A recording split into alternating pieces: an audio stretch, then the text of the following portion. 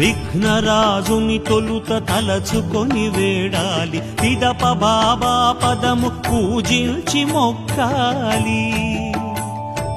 ఓం సాయి జై సాయి ఓం సాయి రామ్, ఓం సాయి జై సాయి ఓం సాయి రామ్. విఘ్నరాజుని తొలుత తలచుకొని వేడాలి, పిదప బాబా పదము పూజించి మొక్కాలి.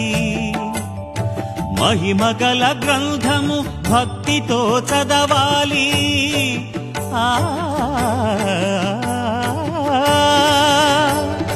మహిమగల గ్రంథము భక్తితో చదవాలి, ఫలశ్రుతి ప్రార్థనతో హారతులు ఇవ్వాలి, ఫలశ్రుతి ప్రార్థనతో హారతులు ఇవ్వాలి. ఓం సాయి జై సాయి ఓం సాయి రామ్, ఓం సాయి జై సాయి ఓం సాయి రామ్. సచ్చరితము సాయి సచ్చరితము